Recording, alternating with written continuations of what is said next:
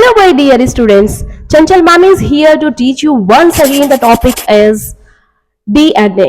I think you know very well what is the full form of DNA, and we can say the expand form of the DNA. So you will give the answer. The DNA full form is deoxyribonucleic acid, right?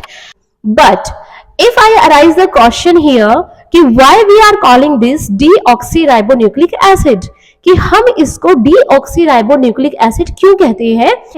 So start the topic. देखिए जो DNA है, DNA mainly दो चीजों से मिलकर बना है, जिसमें फर्स्ट है हमारा न्यूक्लियोसाइड और सेकंड है हमारा फॉस्फेट. अब अगर मैं पूछूं कि न्यूक्लियोसाइड क्या है, तो हम बात करेंगे कि जो न्यूक्लियोसाइड है इसके भी दो भाग होते हैं.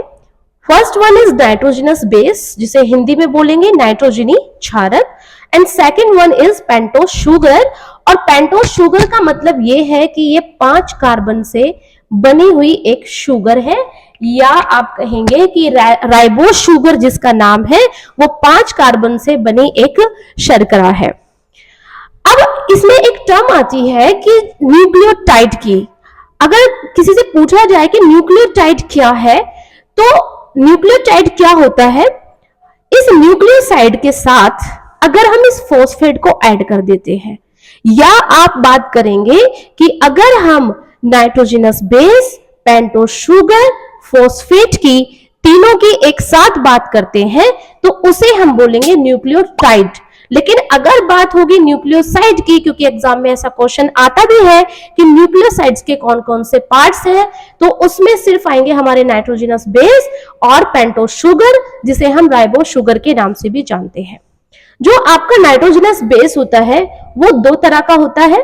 First one is purine, second one is pyrimidine. Purine 2 होते हैं, एडेनिन एंड गुआनिन. पायरिमिडिन 3 होते हैं, cytosine, thymine. But U means uracil is found in the case of RNA.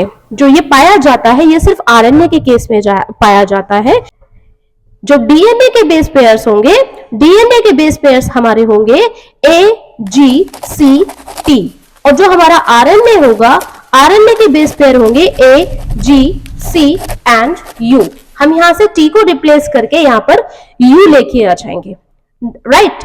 अब हमारा क्वेश्चन ये है कि जो मैंने आपसे पहले ही पूछा कि हम इसको डीऑक्सीराइबोन्यूक्लिक एसिड क्यों कहते हैं, तो इसका आंसर ये है. स्टार्ट करेंगे कि व्हाई इज दिस एसिड, ये एसिड क्यों है, क्योंकि इसमें पाया जाता है फॉस्फेट ग्रुप जिसपे 3 नेगेटिव चार्ज होते हैं. And you know very well कि phosphate is acidic in nature, मतलब जो फॉस्फेट होता है वो अम्लीय प्रकृति का होता है. That's why we are calling this acid. Why nucleic, हम इसको न्यूक्लिक क्यों बोलते हैं, न्यूक्लिक इसलिए बोलते हैं क्योंकि डीएनए कहां पे मिलता है, न्यूक्लियस में मिलता है. नाउ राइबो इसलिए बोला जाता है क्योंकि इसमें राइबोस शर्करा या पेंटोस शुगर पाई जाती है.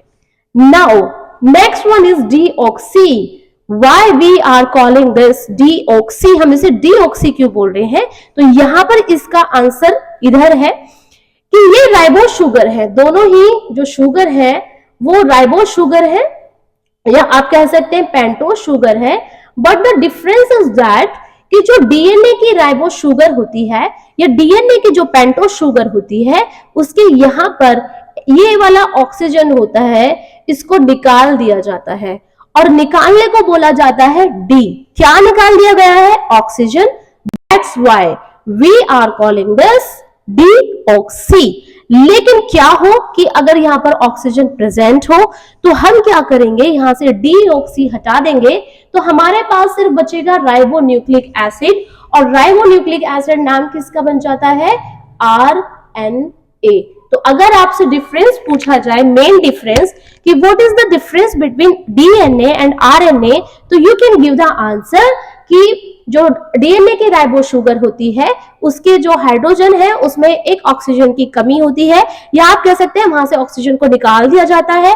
But in the case of the RNA oxygen present होती है, तो निकालने को हम बोल देते हैं डी, और क्या निकाला, ऑक्सीजन. तो that's why this is deoxy and this is RNA, मतलब कि राइबोन्यूक्लिक एसिड. सेम स्ट्रक्चर लगभग सेम सी होती है। अब अगर पूछा जाए कि डीएनए जो है डबल हेलिकल स्ट्रक्चर इसकी पाई जाती है या सिंगल हेलिकल होता दोनों तरीका है, लेकिन मोस्टली जो पाया जाता है वो डबल हेलिकल स्ट्रक्चर होता है। और ये डबल हेलिकल जो स्ट्रक्चर दिया है वो दिया है आपके वॉटसन एंड क्रिक ने एग्जाम में क्वेश्चन पूछा जाता है। नाउ कि what is the function of the DNA, आखिर डीएनए हमारे सेल में होता है लेकिन काम क्या करता है, डीएनए का कार्य क्या होता है।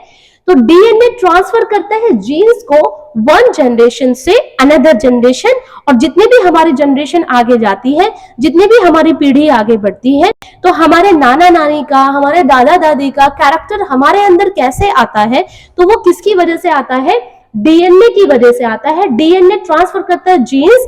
आई थिंक आप सोच रहे होंगे कि ये जीन्स क्या है, तो ये जीन ही कैरेक्टर है या आप इनको ट्रेट बोल सकते हैं। जो एक पीढ़ी के गुण दूसरी पीढ़ी में जा रहे हैं वही गुण को हम क्या कहते हैं, genes. In the simple language you can say कि gene is the unit of DNA, कि डीएनए की जो इकाई है उसे ही क्या कहा जाता है, जीन्स कहा जाता है। आई थिंक ये जानकारी आपको बहुत अच्छी लगी होगी। अगर आपको सच में अच्छी लगी है तो मेरे चैनल को सब्सक्राइब कर दीजिएगा और वीडियो को लाइक कर दीजिएगा। Thank you.